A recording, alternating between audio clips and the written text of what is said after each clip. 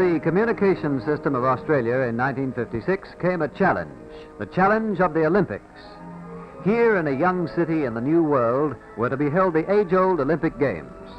The world would be waiting for news, for stories and pictures flashed through the ether by telephone and telegraph, by cable under the sea, in a variety of tongues, to Europe, to Asia, to the Orient, and to the islands of the Seven Seas. The Post Office, the Overseas Telecommunications Commission, national and commercial broadcasting stations, the Army, the Navy, and the Air Force, all would make their contribution towards this great task of telling the world the story of the Olympics. Planning began many years in advance. Miles of special cable had to be laid to a dozen different venues, even as far away as Ballarat, where the rowing events would be staged. At the main stadium alone, the cables had to provide for 1,200 different messages to be carried simultaneously, with outlets to dozens of different points, a complete and complex network of communication. Personnel had to be trained, including many loaned by the services. As teleprinter operators, these would assist at many points in the network. Others had to be trained as technicians to serve radio broadcasters from a dozen different countries. New and unusual equipment had to be imported from abroad, or such as these high-fidelity tape recorders manufactured in Australia.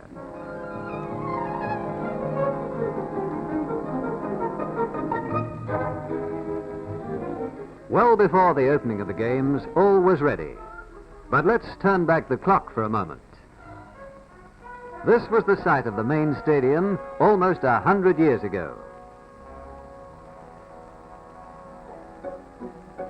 And here is how we saw it for the Olympics of 1956.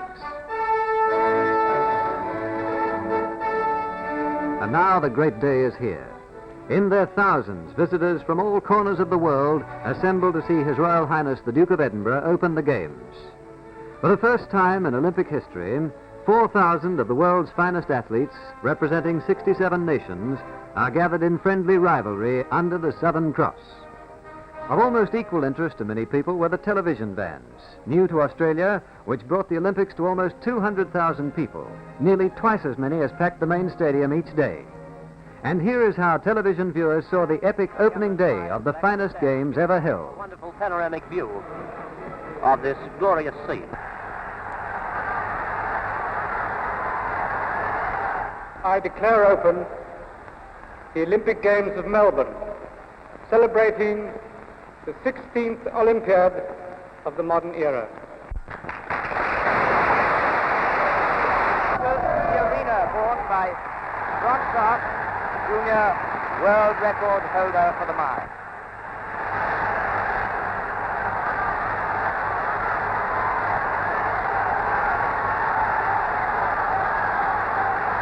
And the ranks of the teams break away to go and watch the bright flaming torch after its 13,000-mile journey.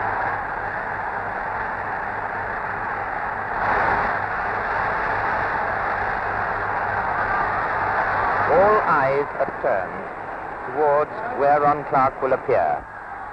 And here's the place. This is the moment.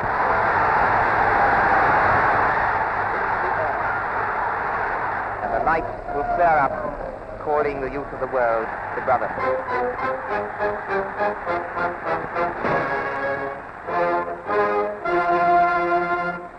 Behind the scenes, the communications services were busy.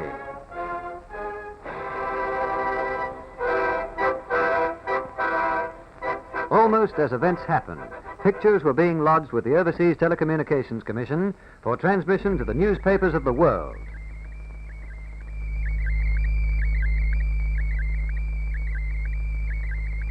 At venues outside the main stadium, too, news of the Games was being flashed around the globe.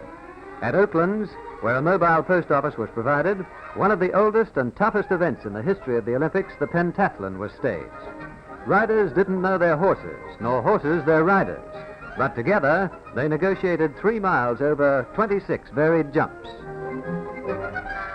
Well, should we say riders and horses were together some of the time.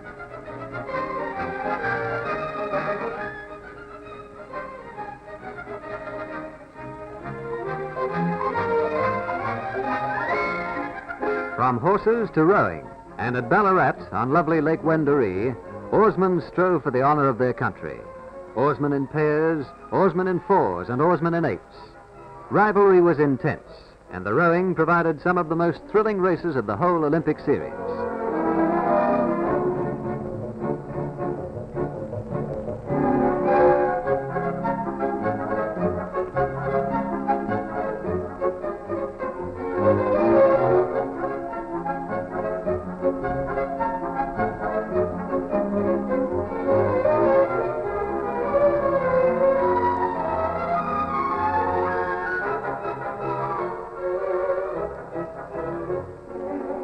Ballarat had its own Olympic village, but the main body of athletes were quartered at Olympic village Heidelberg.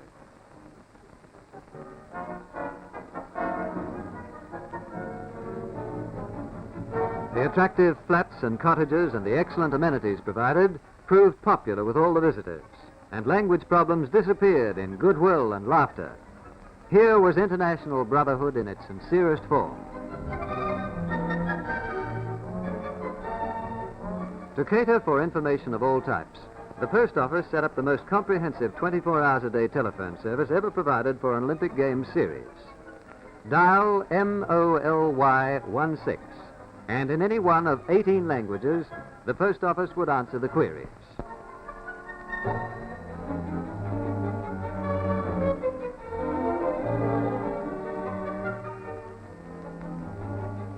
The number is BM 4521. Thank you. Olympic information. Allô? Allô? Olympic information. S'il vous plaît, mettez-moi en communication avec un officier.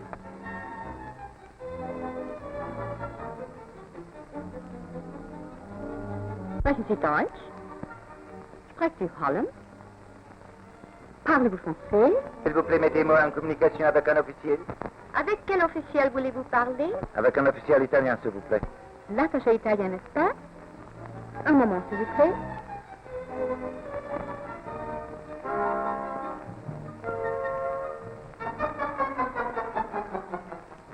BM 2869. And another of the 30,000 inquiries handled by Molly 16 is successfully concluded. The village, too, was a mecca for autograph hunters, and many a youngster went home happy, while many a good-natured athlete developed writer's cramp. The village post office was staffed by competent interpreters, and language was no obstacle to efficient service.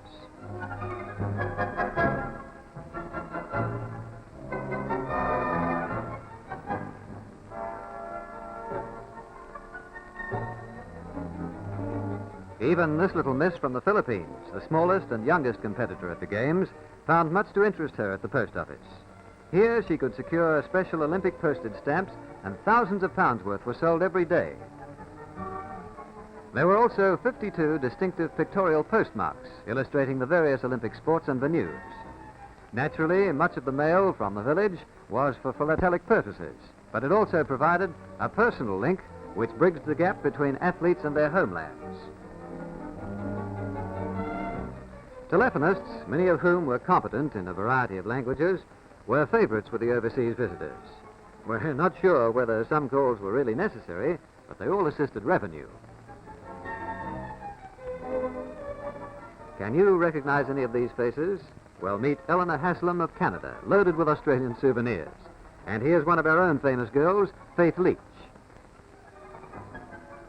At the main stadium, athletic events were in full swing. Here, the breathtaking immensity and color of the spectacle will long be remembered by those privileged to be present.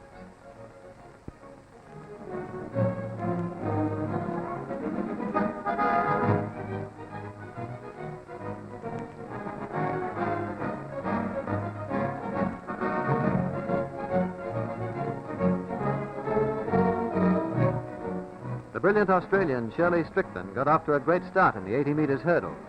In the final, she was to win the 7th gold medal of her Olympic career, more than any other Australian in Olympic history.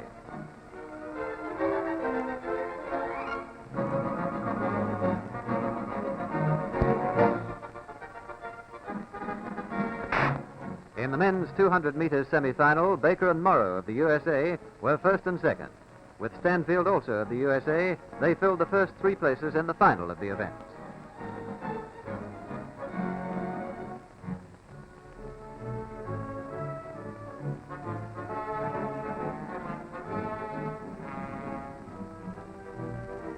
The collation and distribution of the arena results was an unceasing task. Army personnel telephoned results to the field headquarters, and from there they were relayed to the scoreboards, to the arena manager's office, and to the main results room. Here hundreds of copies were made, and in a matter of minutes, details were in the hands of press, the radio, and Olympic officials.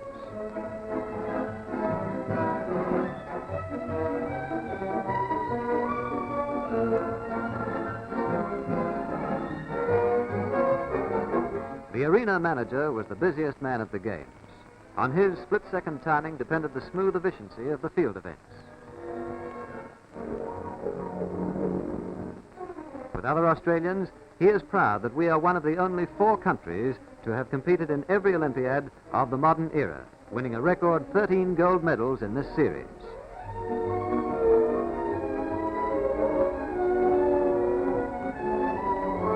Perhaps the most important overseas news reporting organization was the Combined Olympic Reporting Association, or as we knew it, CORA. From CORA, results went out to the newspapers and radio stations of the world, to London, Moscow, Paris, and New York, to wherever the Olympic Games was news.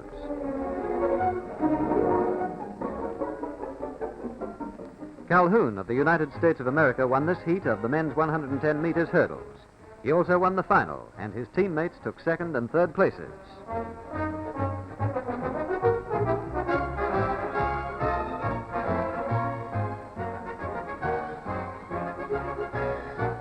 The hop, step, and jump, once won for Australia by Nick Winters, this time went to De Silva of Brazil. All officials at the Games gave their services free, and what a splendid job they performed, playing a major part in the orderly progress of the Games. In ancient times, the discus throw was included in the Pentathlon, but is now conducted as a separate event. Oetter of the USA created a new Olympic record with a throw of 184 feet 10.5 inches. Run over a distance of 3,000 meters, the steeplechase is a test of skill and stamina. Every jump is a hazard. The final of this event was won by Brasher of Great Britain in 8 minutes 41.2 seconds. Another Olympic record.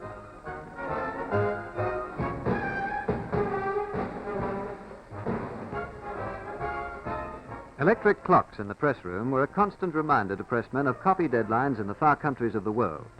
From here, the stories went out over chattering teleprinters in a dozen languages, more than 250,000 words every day.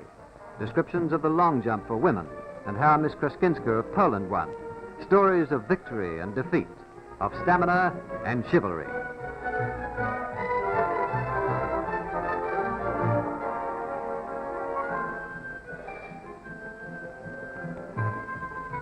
No country had ever witnessed anything to equal the press and radio cover for these Games.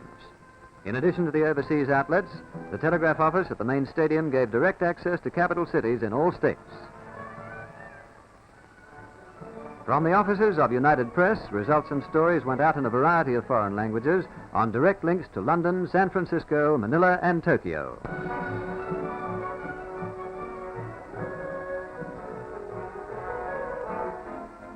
Reuters, another huge worldwide news organization, had 5 radio and 5 teleprinter circuits over which news was transmitted in several languages to London and Asia.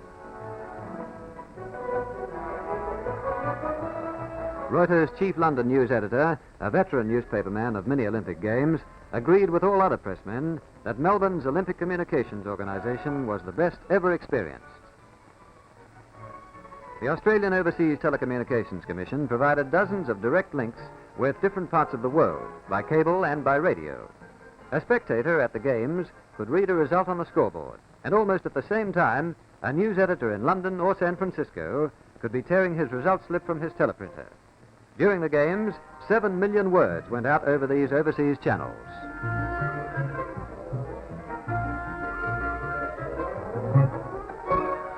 This may look easy, but have you ever tried to hurl a couple of bricks over a distance of 60 feet? take our advice and don't.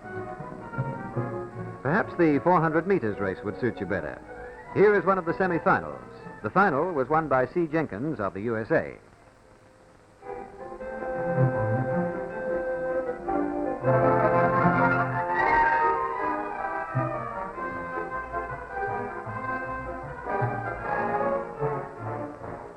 Well, let's take a walk. 12 and a half miles of it, or 20 kilometers in Olympic language. So that the main arena will be free for other events, these walkers set out along the banks of the River Yarra.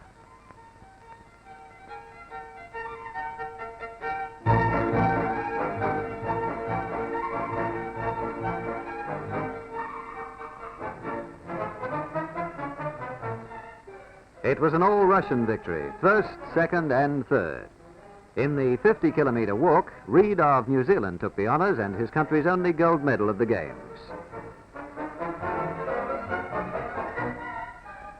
In the parks surrounding the main stadium, 4 specially designed post offices were erected in prominent positions. At these Olympic post offices alone, the sale of postage stamps totaled almost £40,000.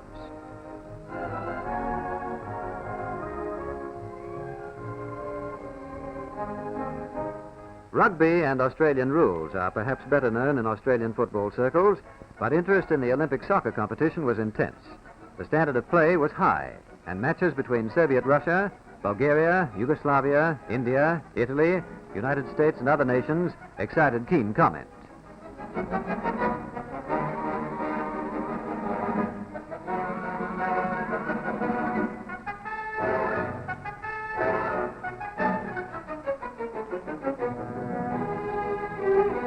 The Meteorological Information Center at the main stadium kept athletes, press, and public well informed on weather data.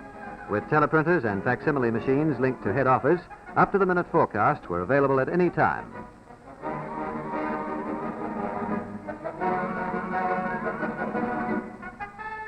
Weather was most important in some sports, as for instance down at St Kilda, where the yacht club was used as a control center for all Olympic yachting events. At venues such as this, the post office also provided mobile post offices, where full postal and telecommunication facilities were available. After the Games, these mobile post offices will be used wherever special facilities are needed, such as sporting events and so on.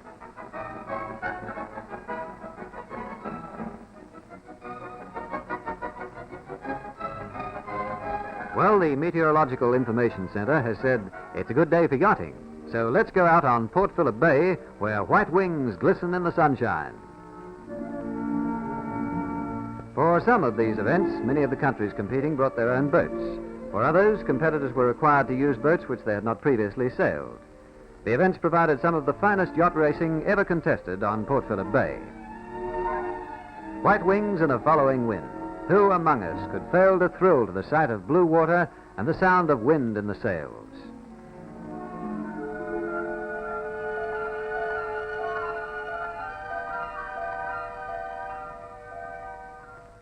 At the Williamstown Rifle Range, scene of many great contests for rifle shooting honors, we saw for the first time in Australia the running deer shoot. Keen eyes and steady hands were needed for this type of shooting, and the standard of marksmanship was high.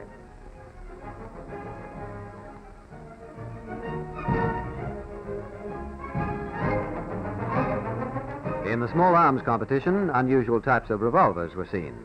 Contestants had to fire 5 shots at the 5 different targets in the 5 seconds during which the silhouette remained facing the shooter.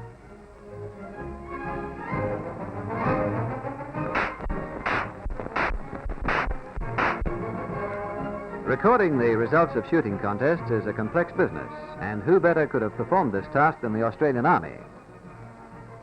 The Olympic swimming pool was outstanding among the specially constructed arenas for the Games. Designed by local architects, it has aroused worldwide comment and interest. It was then perhaps fitting that Australia should have been the outstanding swimming nation, winning no less than 8 gold medals and creating 9 Olympic and 4 world records.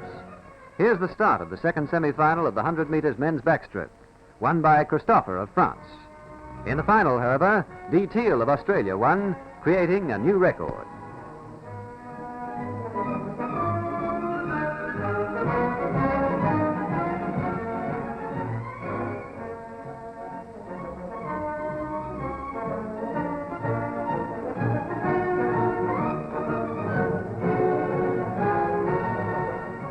the third heat of the men's 1,500 meters freestyle, G. Breen of the United States of America created a new world record. The final, however, was won by Australia's Murray Rose. Springboard and high diving events were most spectacular. Pat McCormick, USA, won both the women's springboard and high diving events, Mexico the men's high dive, and USA the springboard title. A special arena, the Velodrome, was built for Olympic cycling events, but the road race classic of 116 miles was held at Broadmeadows. It takes a really tough rider to win this event.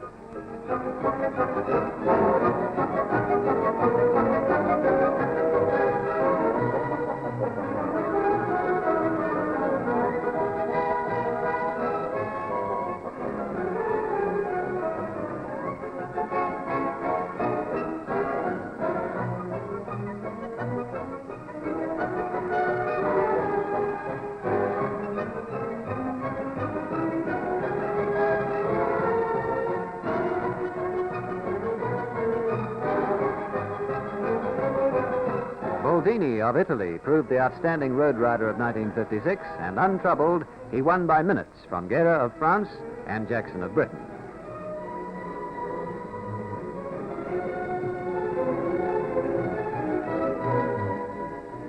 Together, the three place-getters mount the rostrum for the Olympic victory ceremony.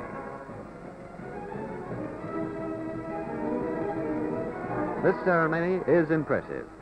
The flags of the countries are broken from the masts, and the national anthem of the winning country is played.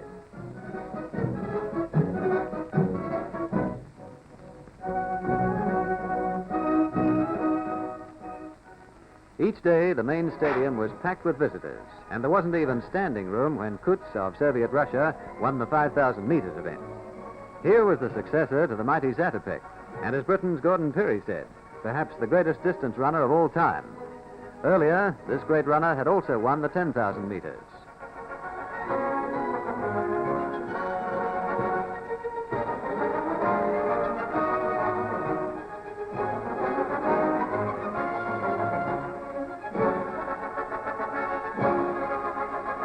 In the women's javelin throw, Russia took the honors. In the women's high jump, McDaniel of the USA scored with a leap of 5 feet 9 1/4, a new world and Olympic record.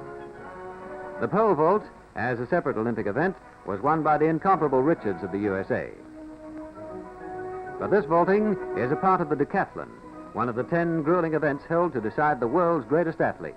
The title went to Milton Campbell, USA, with yet another Olympic record score. John Landy, world record holder for the mile, was Australia's hope in the 1,500 meters, and it was a great race all the way. But it was Ireland's champion Ron Delaney who broke the tape first and took the gold medal, with John Landy in third place.